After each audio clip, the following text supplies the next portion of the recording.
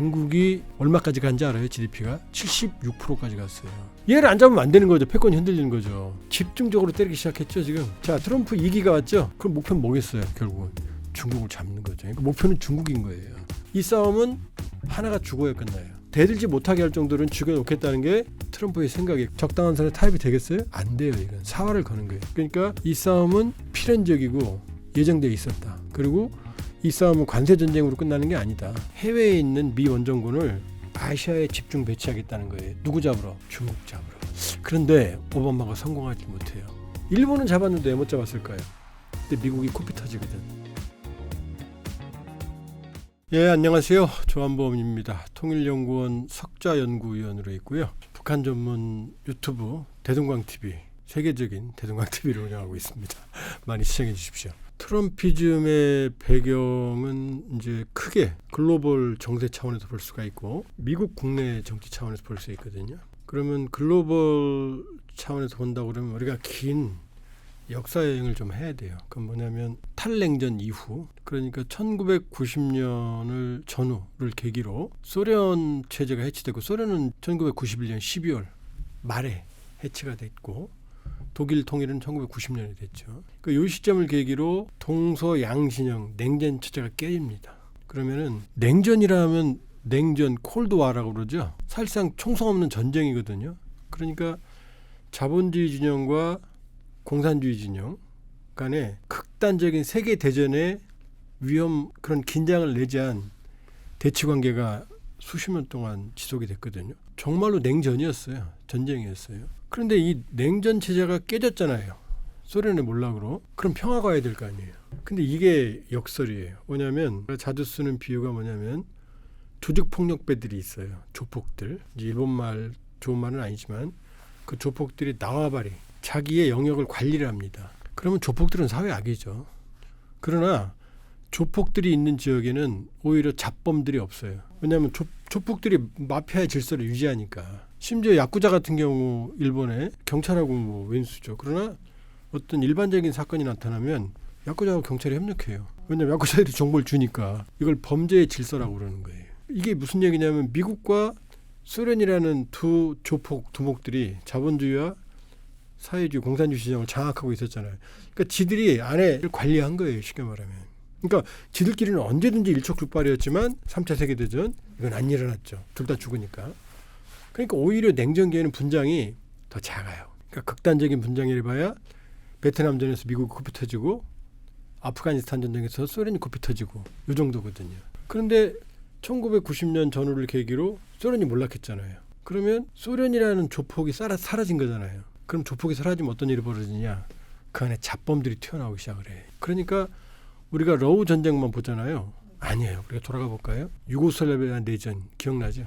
피비린내나는 인종 청소라는 개념 처음으로 정말로 사륙이 일어났죠. 유고슬라비아 정말 피비린내 나는. 그다음에 러시아, 소비에트, 우리가 포스트 소비에트 공간 이런 얘기하거든요. 넓게 보면 동구권까지, 좁게 보면 소련 연방 15개, 소련이 소비에트 연방이라는 뜻이고 15개 공화국으로 이루어져 있었거든요. 근데 이게 오늘 갑자기 해체됐거든요. 아무런 준비 없이.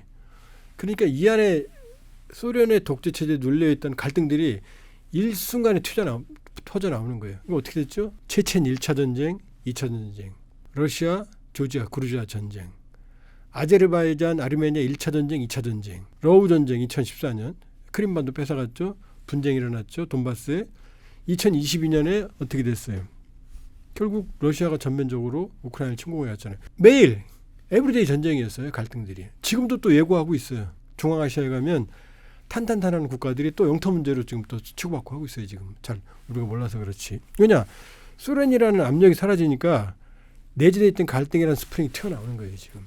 자, 그러면 이제 미국은 이쪽 조폭이 사라지니까 이제 신났죠. 내가 전 세계 나와바리 관리해야지. 근데 미국은 전성기의 미국이 아니거든요. 전성기의 미국은 2차 세계대전 끝나고 나서 미국은 전 세계 GDP의 40%에서 60%까지 차지할 정도로 아메리카 and the others 영어로. 그러니까 미국과 기타 잡것 이런 세계였어요. 좀 심한 말로 표현하면. 그러니까 미국 팍스 아메리카나가 여기서 얘기가 나오는 거죠. 그런데 지금 미국은 세계 GDP의 25%에서 더 쪼그라들고 있어요. 이 25%도 엄청나죠. 근데 이게 아니고 이거니까 이거니까. 그러니까 냉전기에 미국의 GDP는 소련의 2배를 넘었어요. 양강이라고 하면 사실 양강은 아니었어요. 압도적으로 미국 우위였고 레이건이 힘을 누르니까 그냥 항복 고르바초프가 해버린 거거든요, 사실은. 그런데 미국의 GDP는 정점에서 계속 내려가는 상황에서 한쪽이 무너진 거거든요. 그럼 이 국력 가지고 미국의 약화된 국력 갖고 전 세계를 전체 양강 체제에서 일강 체제로 갔어야 되는데 힘이 없잖아요. 그러니까 어떻게 되죠? 미국이 관리하던 진영 안에서도 이제 터지기 시작하는 거죠. 이게 뭐예요? 걸프전. 걸프 중동에서 1차 전쟁, 2차 전쟁, 테러와의 전쟁, 아프가니스탄, 시리아 내전, 이라크부터 시작해서 미국도 계속해서 모든 전쟁, 그러니까 미국은 매번 전쟁에 휘말리게 되는 거예요, 지금. 그러니까 이건 뭐냐? 냉전이 끝나서 평화가 오는 게 아니라 글로벌 안보의 불확실성이 더 커지는 기이한 현상이 벌어지는 거예요. 그러니까 그건 글로벌 불확실성의 시대가 도래한 거예요. 첫 번째는 안보적으로. 그러니까 불안해진 거예요, 세계가. 그다음에 전 세계 경제가 이게 아니거든요. 항상 위태위태한, 그러니까 사회주의는 망했지만 자본주의 경제도 이게 휘청이기 시작하고 있는 거거든요. 그게 미국이거든요. 자, 그러니까 글로벌 불확실성이 커지죠. 그럼 어떤 일이 벌어지느냐? 국내 정치가 우경화합니다. 불안해지면 사람들이 변화와 혁신 이런 것보다는 기존의 질서와 가치에 안주하고 그 다음에 보수화하는 경향이 있어요. 이게 우경화예요. 그러니까 이런 우경화하고 또 보수하면은 어떤 사람들이 튀어나오느냐? 스트롱맨들이 튀어나와요. 합리적이고 이성적인 사람들보다는 자극적이고 선동적이고 자국 중심주의, 자민족 중심주의를 내세우는 사람들. 대표적인 게 누구죠? 시진핑, 중국, 푸틴, 러시아 민족주의, 아베, 전쟁할 거야 보통 국가 죽었지만 이런 사람들, 에르도안, 터키, 독재자 이런 사람들, 헝가리 오르반. 그러니까 냉정하고 합리적인 사람보다는 선동적인 사람들이 설치기 시작을 해요. 그리고 약자에 대한 배려보다는 나만 먹고 살 거야. 이런 국내 정치가 우경화. 그러니까 여기에 빌붙어서 누가 나와요? 이제 극우 세력들이 존동하잖아요. 네타냐후, 이스라엘, 극우, 이태리, 멜로니 총리, 독일, AfD, 대한정당, 나치즘에 가까운 극우 세력들이 제2의 정당이 되잖아요. 이런 우경화와 함께 극우 세력까지 존동하는 이런 흐름이 나타나요. 트럼프가 정확하게 이 우경화, 자국 중심주의, 그 다음에 스트롱맨에 맞는 사람이죠. 그럼 미국으로 와볼까요? 그럼 미국을 트럼프 일기 때 좌충우돌해서 바이든이 들어섰잖아요. 참 지금 봐도 바이든 이미지 유약하죠. 맨날 막 이렇게 손짓하고 막 말 실수하고 사람 이름 틀리고 바이든 들어왔냐. 트럼프가 너무 좌충우돌하니까 불안했던 거죠. 그런데 트럼프가 또 들어왔잖아요. 트럼프의 귀환이잖아요. 그건 왜냐? 결국 글로벌 불확실성, 우경화 이런 흐름에 미국도 편승을 하는 거고 그리고 다시 트럼프에 실망했지만 다시 돌아온 이유는 뭐냐? 3가지 때문에. 하나는 뭐냐면 적자. 첫 번째 적자는 미국의 재정 적자. 미국의 재정 적자가 1월 기준으로 36조 1천억 달러예요. 경이라고 들어봤어요? 경단이에요. 그럼 이 1천억 달러는 미국은 국가 부채의 상한선을 의회가 정하거든요. 넘으면 안 돼요. 디폴트예요. 1월 달에 이미 디폴트 됐어요. 근데 어떻게 왜 조용하냐? 미국 재무부가 가지고 있는 각종 현금이 있거든요. 그 미국 재무부가 가지고 있는 여력으로 지금 버티고 있는 거예요. 주판을 통계봤더니 10월 달까지. 왜냐? 미국 대통령은 취임하면 의회랑 싸워요. 모든 대통령이. 트럼프 지금 싸우고 있어요. 소리 없이. 그 국가부채 한도 올려달라고. 올리면 되거든요. 그럼 달러 찍으면 되니까 기초통화니까. 올릴 거예요. 공화당이 장악하고 있으니까. 근데 10월 달이면 떨어질 줄 알았더니 계산해보니까 5월이면 이 국가부채가 이 재무부가 갖고 있는 현금이 다 떨어져요. 그 5월 달까지 만일에 그 국가부채 30조 1천억 달러 안 올리면 이제 디폴트가 되는 거예요. 부도나는 거예요. 올리긴 올릴 거예요. 자, 이게 첫 번째. 36조 1천억 달러인데 지금 미국 금리가 4.5% 내외잖아요. 고금리잖아요. 그러면 국채도 금리가 높다는 얘기예요. 1년에 1조 달러 가까이가 이자로만 또 올리면 어떻게 해요? 또 이자 늘어날 거 아니에요. 끝없이. 그러니까 이 위기. 두 번째는 뭐냐? 무역 적자가 거의 1조 달러 가까이 발생을 해요. 이거 어떻게 감당을 해요? 국가부채는 마냥 늘어? 무역 적자는 누적이 돼? 이 2가지 문제 불안하잖아요. 세 번째는 뭐냐? 제조업 엑소더스. 원래 자본주의가 발달을 하면은 영국이 왜 지금 산업자본이 없고 다 금융자본으로 전환되죠. 산업자본으로 시작해서 산업혁명으로 기술을 가지니까 수출해서 돈이 들어올 거 아니에요. 막 쌓일 거 아니에요. 그럼 뭐하러 힘들게 공장에서 일해요. 돈놀이하면 되는 거지. 그러니까 자본주의가 발달하면 산업자본이 금융자본으로 전환하고 제조업은 미국이 1인당 GDP가 8만 5천 불이 넘어요. 그 인건비로 이런 거 만들면 팔리겠어요? 그러니까 제조업은 어떻게 돼요? 다 밖으로 나가는 거예요. 물론 밖에 나간 공장의 주인은 미국이죠. 돈은 들어오죠.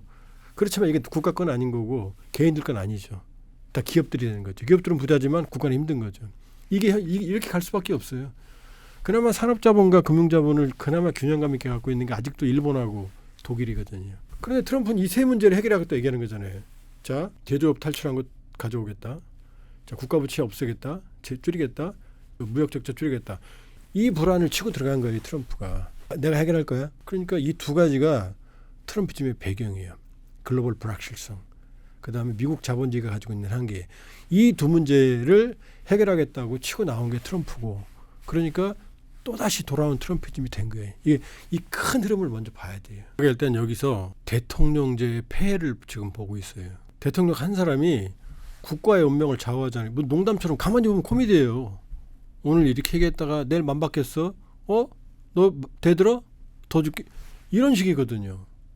그러니까 우리는 민주주의 위기를 보고 있는 거예요. 대통령 한 사람이 미국이라고 하는 제국의 운명을 들어서 놨다 하는 거예요. 이건 트럼프가 성공하든 실패하든 트럼프 이후의 미국은 트럼프 이전 미국과 달라요. 이제 세계에서 가지고 있던 신뢰를 이미 잃어버렸어요. 우리는 미국을 믿었거든요. 좋든 뭐 제국주의든 나쁘든 무슨 뭐 어쨌든 간에 맨날 반매하던 친구들도 유학은 미국으로 갔거든. 그럼 뭐냐, 미국이라는 매력과 안정성이 있었거든요. 그런데 트럼프가 그 신뢰성을 깨트리는 거예요. 이건 돈으로 환산할 수가 없어요. 신뢰가 깨지는 거죠. 그러니까 이 대통령제의 폐해를 우리가 눈에 보고 있다는 것. 그러니까 소리 없이 지금 미국이 가지고 있던 신뢰라는 어마어마한 자산을 트럼프 개인이라는 이 거기에 지금 미국의 그 신뢰가 추락하고 있다는 건 미국으로서 아주 뼈아픈 상처예요. 근데 어쨌든 자, 처음에 광범위한 이 경제 전쟁이 중국으로 좁혀졌죠. 네. 뭐 그래봤자 90일이죠. 근데 어차피 트럼프는 중국을 죽이려고 생각하고 있었어요. 왜냐? 자, 지금도 우리가 또 긴 또 역사 여행을 해야 되는데 이게 50% 룰이라는 게 있어요. 그건 뭐 제가 만든 개념인데 뭐냐면 미국은 지금까지 미국의 GDP 50%를 넘는 국가를 허용하지 않는 그런 경향을 보여왔어요. 볼까요? 1차 세계대전 때 미국은 그냥 강한 나라지 그런 뭐 세계 제국이란 평가는 못 들었거든요. 그때 독일 1차 세계대전 일으킨 독일이 미국 GDP의 31% 정도밖에 안 됐어요. 아니 3분의 1 정도밖에 안 됐어요. 30% 좀 넘었어요. 그러니 미국을 능가할 수가 없죠. 경제력인데. 자, 안 됐어요. 거기서 무너졌어요. 2차 세계대전 때 히틀러도 정말 맹위를 떨쳤죠. 그래 봤자예요. 정해진 게임이에요. 왜냐? 히틀러의 독일의 GDP는 미국의 4분의 1이었거든요. 1차 세계대전보다 더 못했어요. 그 다음에 소련이 전성기 때 미국 GDP의 40% 조금 넘었어요. 게임이 되겠어요? 안 되죠. 처음으로 넘은 나라가 어딘지 알아요? 일본입니다. 1980년대. 1990년 기점으로 일본 GDP는 미국의 GDP의 50%를 넘어요. 52%까지 가요. 근데 미국이 아까 제가 50%는 넘는 걸 봐주지 않는다고 그랬죠. 그때 미국이 맘먹어요. 얘 죽여야지라고. 그 당시 미국을 그 80년대에 나온 영화나 90년대 초반의 미국 영화를 보면 미국의 빌딩 주인들은 다 일본 사람으로 나와요. 미국 인구의 3분의 1이잖아요. 일본 인구가. 근데 GDP 50% 넘었으니까 어떻게 돼요? 훨씬 잘 사는 거지. 그때 뭐 영화 보면은 그때 벌써 회식하는데 스시 먹는 거 나오고 그래요. 그랬더니 미국이 일본을 주저앉히기 시작해요. 플라자 합의라는 게 있어요. 1985년으로 기억이 되는데 이 플라자 합의는 뭐냐면 엔고예요. 핵심이. 니네 수출 너무 많이 해? 엔고. 엔을 같이 올려. 엔고가 되면은 단가가 비싸지니까 수출을 하기 쉽지가 않잖아요. 이때부터 일본은 초락하기 시작합니다. 잃어버린 10년, 20년, 30년. 그걸 아직도 회복을 못해요. 미국 GDP 50%를 넘었던 일본은 25% 쪼그라들고 더 쪼그라들고 10%대로 지금 쪼그라들었어요. 그러니까 일본을 누가 잡은 거예요, 사실은? 미국이 잡은 거예요. 그러니까 미일 동맹 끈끈해 보이고 뭐 일본 사람들이 미국 어마어마하게 좋아할 것 같죠? 아니에요. 미국, 일본이 지금 태평양 전장에 얻어 맞았는데 미국한테. 자, 그러면 이제 중국이잖아요. 중국의 50%를 언제 넘었느냐? 오바마 정권이 2009년 출범하는데 그 즈음이에요. 그러면 미국도 이놈 봐라 잡아야지라고 결정했어요. 그게 뭐냐? 오바마의 피벗 투 아시아 정책이에요. 아시아 중시 정책.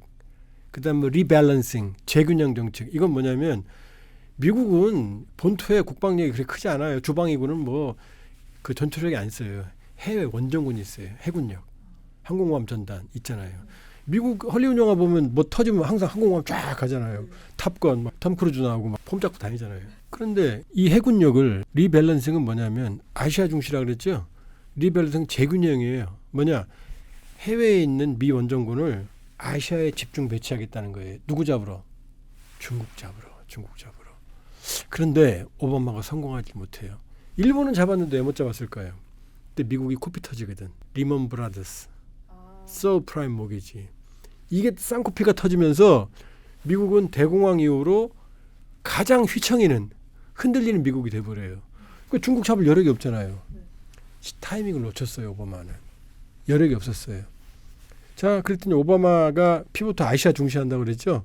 요 다음에 트럼프가 왔잖아요. 인도 태평양 전략서를, 인도 퍼시픽 스트래티지 국가 전략서를 처음으로 발간한 게 트럼프예요.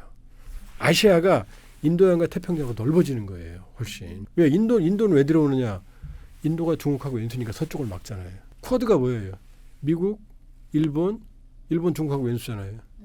호주 남쪽에서 중국하고 대립하고 있죠. 일본은 동쪽에서 막고, 호주는 남쪽에서 막고, 인도는 서쪽에서 막고, 미국은 이 항공모함 전단으로 바다에서 바로 치고 들어. 이 개념이란 말이에요. 그러니까 인도태평양 전략서가 처음 나온 게, 그러니까 오바마하고 트럼프는 서로 비호감이거든요. 근데 오히려 오바마의 피벗 투 아시아를 더 확장한 게 트럼프라니까요. 중국 잡으려고. 그 다음에 바이든이 왔잖아요. 바이든이 트럼프 되게 싫어하죠. 다 지웠어요. 똑같이 정책들을. 그런데 인도태평양 전략만큼은 잘했어 그랬어요. 더 확장해요. 이제 뭐예요? 민주주의 세계 정상회의 이런 것까지 만들어서 더 봉쇄하려고 그러는 거죠. 왜냐? 중국이 오바마 전후에서 50%지만 얼마까지 간지 알아요? GDP가 76%까지 갔어요. 얘를 안 잡으면 안 되는 거죠. 패권이 흔들리는 거죠. 그랬더니 집중적으로 때리기 시작했죠. 지금은 70% 이하로 떨어졌어요. 자, 트럼프 2기가 왔죠. 그럼 목표는 뭐겠어요? 결국은 중국을 잡는 거죠. 그러니까 목표는 중국인 거예요. 그러니까 이 싸움은 하나가 죽어야 끝나요.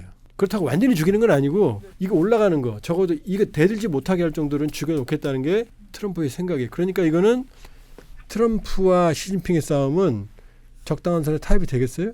안 돼요. 이건 사활을 거는 거예요. 동네 개들이 싸우면 한쪽 개가 꼬리를 감출 때까지 싸우죠. 적당히는 안 되는 거예요. 그러니까 이제 집중적으로 중국을 때리는 거고, 그 때리는 건 경제적으로만 때리는 게 아니에요. 주저앉히겠다는 거예요. 그러니까 이 싸움은 필연적이고 예정되어 있었다. 그리고 이 싸움은 관세 전쟁으로 끝나는 게 아니다.